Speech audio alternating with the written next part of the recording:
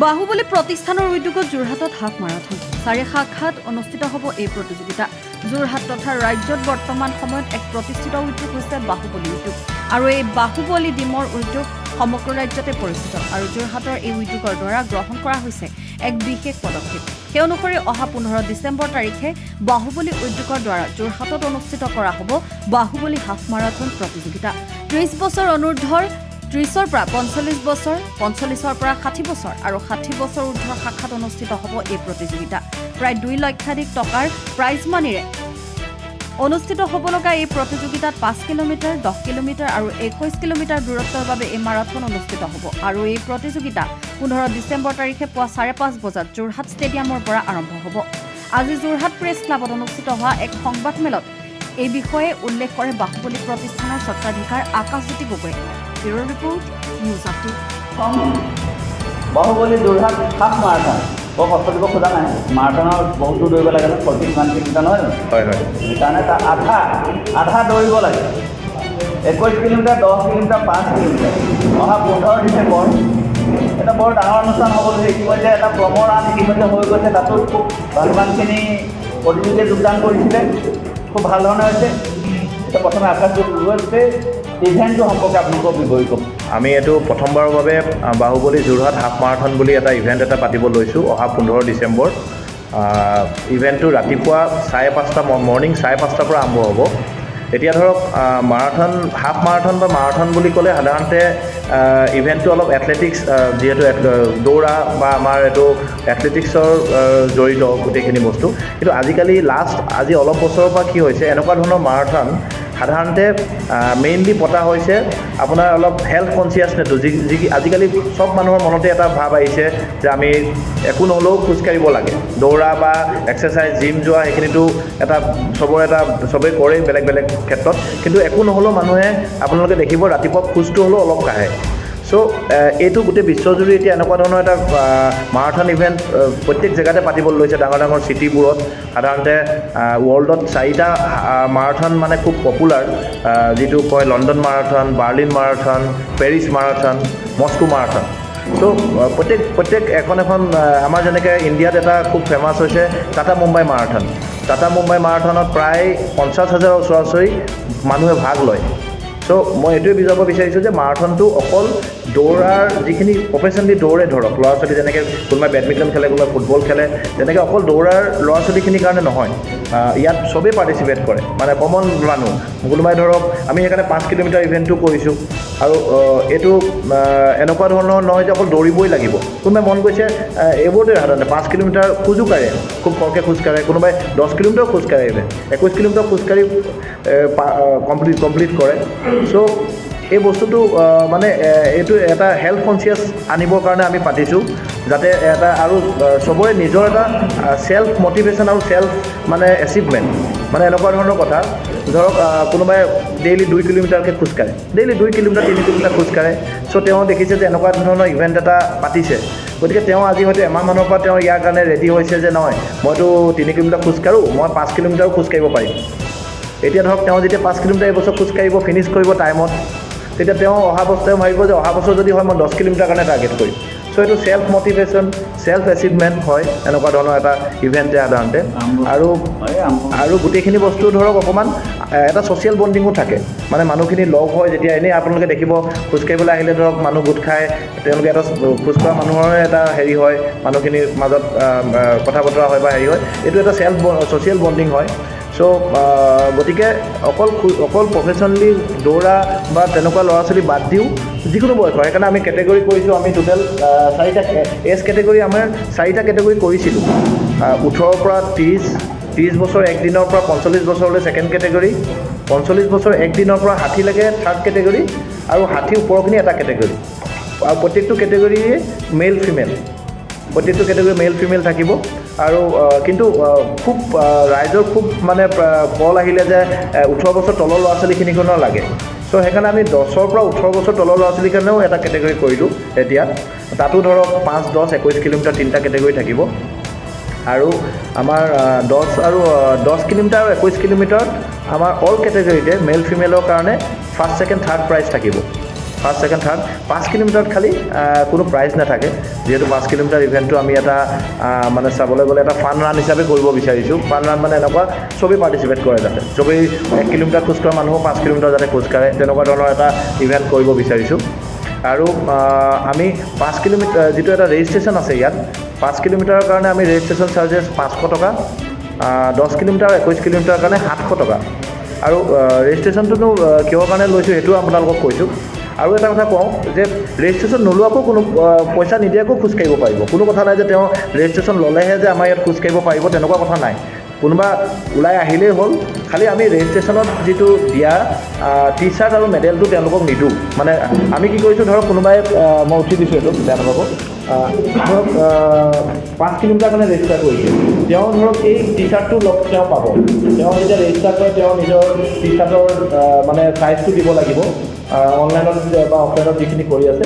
আৰু এইটো T shirt খুব ভাল টি চাৰ্ট দিয়া হৈছে আৰু ইয়াৰ বেগটো এনেকুৱা থাকিব এইটো থাকিব T shirt dry fit T shirt বুলি কয় এইটো সাধাৰণতে এনেকুৱা এটা টি চাৰ্ট ধৰক যথেষ্ট অলপ কষ্টলিয়ে হয় এইটো টি চাৰ্ট আমাৰ দিয়া হৈছে লগত এই মেডেলটো আহিব সেই মেডেলটো আহিব লগত মানে সেই কিটটোৰ লগতে আহিব মেডেলটো এটা বেগ এটা আহিব এইটোৰ লগত এনেকৈ এটা আহে আৰু তাৰ লগত ধৰক চকলেট বা কিবা তেনেকুৱা এনাৰ্জি হেৰি এটা আহে আৰু এই আমি এই কেবটো কৰা হৈছে এইটো ফ্ৰী যিয়ে আহিলেও পাৰ্টিচিপেট কৰিব আহিলে তেওঁলোকে কেব এটা পাব ৰেজিষ্টাৰ কৰিব নালাগে তাৰ কাৰণে তেওঁ খালি নামটো দিব লাগিব তেওঁ জাষ্ট আহি দৌৰিলে হ'ল এইটো হয় আৰু ইয়াত আমি আৰু এটা কৰা হৈছে কি আমি ইয়াত যিটো এই যে মাৰাথনত আপোনালোকে দেখিছে ইয়াত যে এখন বিপ এখন আহে যে কাগজ এখন আহে তো আমি ইয়াত আপোনালোকক দিয়া হৈছে যে এইটো চাওকচোন টি চাৰ্ট ফিনিচাৰ মেডেলটো হৈ গ'ল আৰু এইটো যিটো চিট বেছ টাৰ্মিং চলিউশ্যন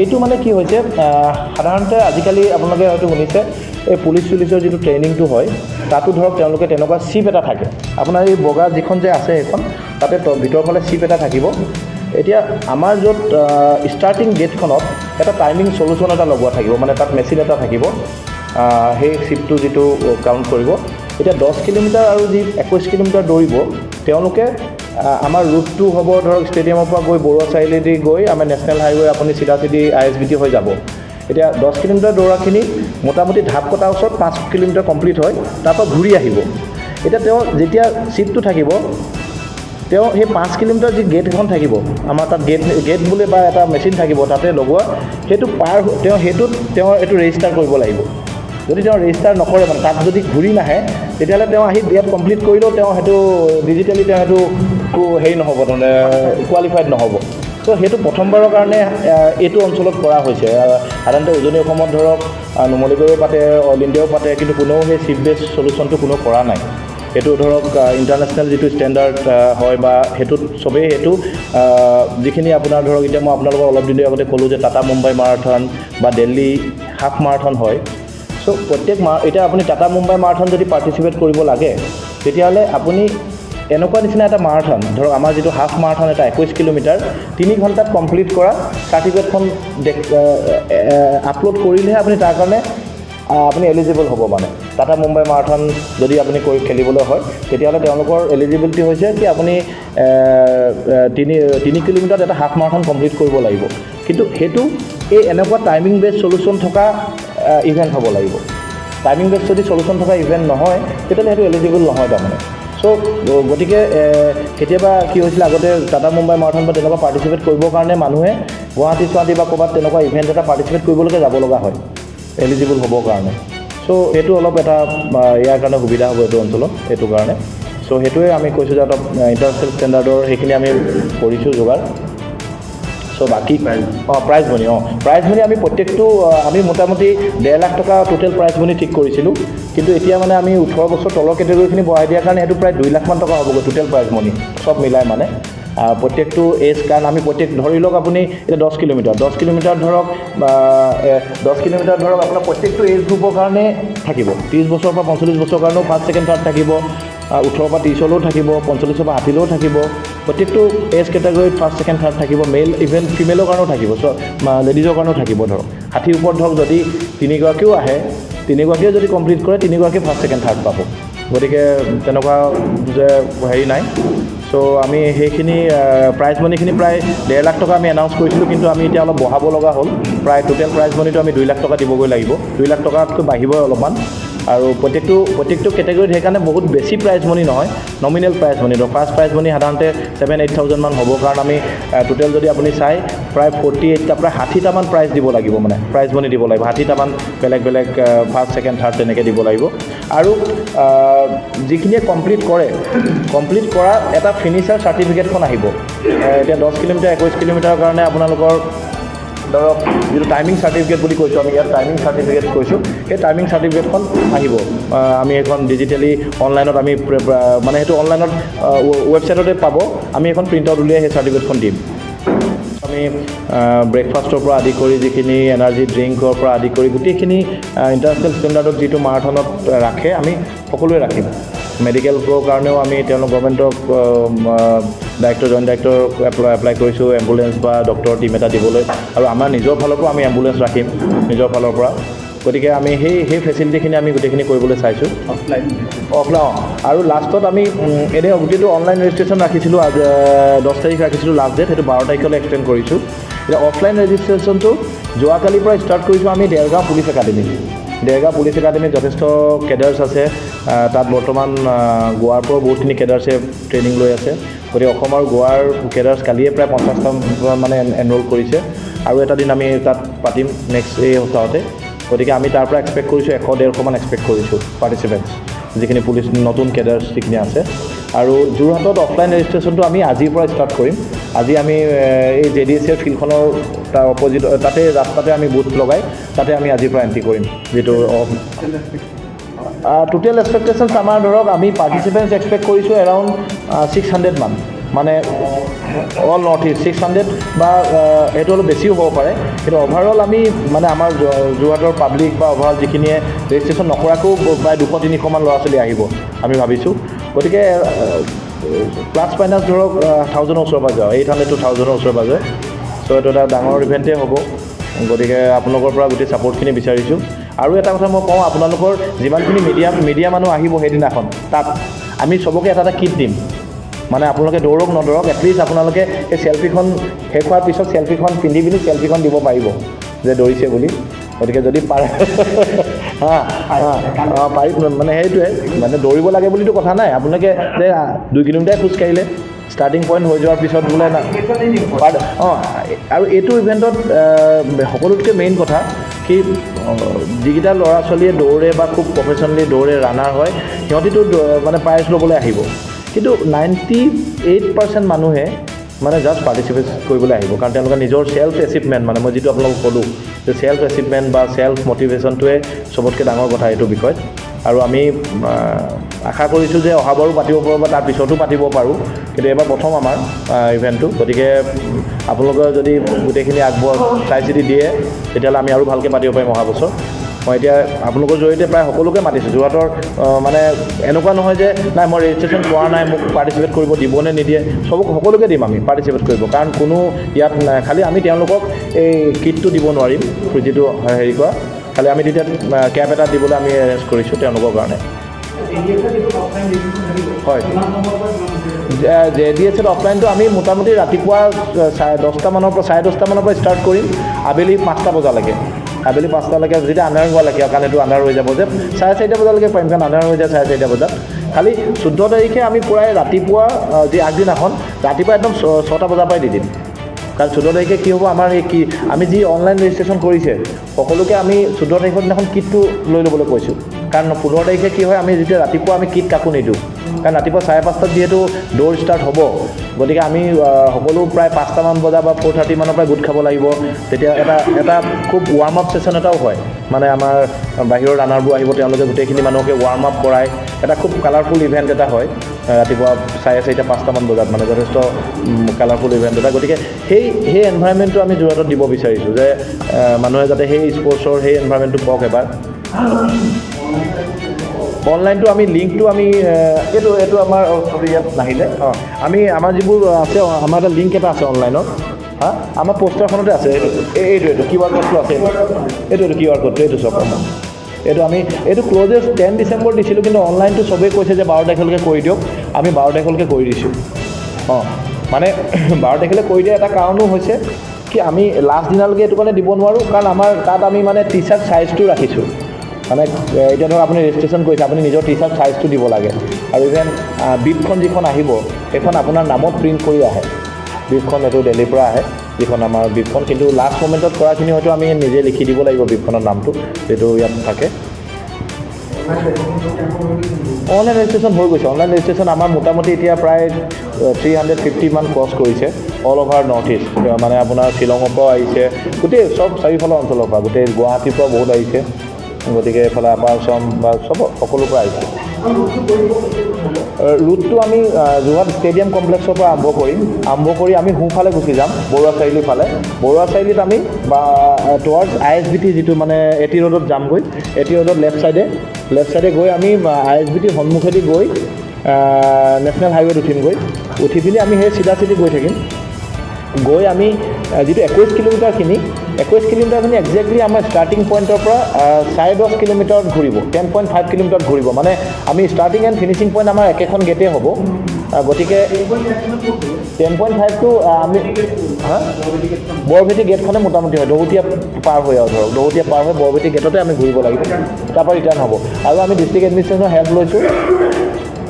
ৰাতিপুৱা 4টা বজাৰ পৰা এই 8টা বজালৈকে সেই নেশ্যনেল হাইৱেটো এটা ছাইড আমি তেওঁলোকক মানে ব্লক কৰাৰ কাৰণে, মানে যাতে আমাৰ পাৰ্টিচিপেটছ ছিংগুল ৱে হ'ব কৰিবৰ কাৰণে আমি তেওঁলোকেও আমাক পাৰ্মিশ্যনটো সেইটো হিচাপতে দিছে। আমি জইণ্ট ডাইৰেক্টৰ মেডিকেলক আমি এপ্লাই কৰিছোঁ, তেওঁলোকৰ ডক্টৰছৰ টীম এটা দিবৰ কাৰণে, এম্বুলেঞ্চ দিবৰ কাৰণে। সেইটো গভৰ্ণমেণ্টৰ ফালৰ পৰা দিব, কিন্তু আমি আমাৰ ফালৰ পৰাও 2টা টীম ৰেডি কৰাম। ডক্টৰছৰ 2টা টীম জেগাই থাকিব, মুভমেণ্ট কৰি থাকিব, যাৰ অসুবিধা পায় আমি তাত। আৰু আমি প্ৰত্যেক মানে ধৰক 1 কিলোমিটাৰ মূৰে আমি কিছুমান মানে বহাৰ কাৰণে জেগা ৰাখি থৈছোঁ, 2 কিলোমিটাৰ মূৰে। মানে আমাৰ টোটেল ৰুটটো 10.5 কিলোমিটাৰ হ'বতো, আমি ধৰক 2.5 কিলোমিটাৰ ৰাখিছোঁ, 5 কিলোমিটাৰ ৰাখিছোঁ, 7.5 কিলোমিটাৰ থাকিব। প্ৰত্যেক 2.5 কিলোমিটাৰ দূৰতে আমাৰ হাইড্ৰেশ্যন পইণ্ট বুলি কয়। সেই হাইড্ৰেশ্যন পইণ্টত মানে ধৰক আপোনাৰ পানী, এনাৰ্জি ড্ৰিংক, এনাৰ্জি বাৰ, এইবোৰ কমলা, অৰেঞ্জ যিবোৰ ভিটামিন চি বা যিটো থাকে, কলো থাকিব। ইভেন আপুনি চকলেট চব ৰাখিম, মানে যাতে মানুহে অলপ ফিল কৰিলে বেয়া লাগিলে তেওঁ ৰৈ দিব পাৰে, যাতে বহি দিব পাৰে। আমি গাড়ী লৈ অনাই দিম। আমি কি কৰিছোঁ, আমি চিভিল ডিফেন্সৰ 40জনক আমি মানে পে' কৰি 40জন ভলণ্টিয়াৰ্ছক চিভিল ডিফেন্সৰ গোটেই ৰাস্তাটো ৰাখিম, প্ৰত্যেক 250 মিটাৰৰ ডিষ্টেঞ্চত। মানে 1 কিলোমিটাৰ ধৰক 4জনকৈ থাকিব চিভিল ডিফেন্সৰ মানুহ, আমাৰ মানুহটো থাকিবই। গতিকে চিভিল ডিফেন্সৰ ৰাখিছোঁ। আৰু পুলিচ প্ৰশাসনৰ পৰা আমি পাইছোঁ যে তেওঁলোকৰ এটা টীম বা 2টা টীম তেওঁলোকে গোটেই ৰাস্তাটোত দিব। আমি সেইটো কাৰণে পাৰ্মিশ্যনত সেইটো হিচাপতে আমি লৈছোঁ। আপুনি আপোনাৰ সপোনৰ ঘৰখন সাজিম বুলি ভাবিছে নেকি? ভাল ইটা আপুনি ক'ৰ পৰা আনিব বুলি ভাবি নিশ্চয় হাবাথুৰি খাইছে। পিছে এতিয়া আৰু চিন্তাৰ কাৰণ নাই, কাৰণ নাজিৰাবাসীৰ এই চিন্তা এতিয়া দূৰ কৰিব NRI ইটা ভাটাই। আন ইটা ভাটাতকৈ 10% ৰেহাই মূল্যত পাব ইয়াত ইটা। এডভান্স বুকিং কৰিলে পাব ইয়াতকৈও অধিক ৰেহাই। ইয়াত আধুনিক টেকনলজি তথা বিভিন্ন ধৰণৰ ইটাত পাব A-ক্লাছ ইটা। ফোনযোগেও লোৱা হয় ইটাৰ অৰ্ডাৰ, লগতে পাব হোম ডেলিভাৰীৰো সুবিধা। আমাৰ ঠিকনা NRI bricks factory, Nazira. Phone number 7637894800।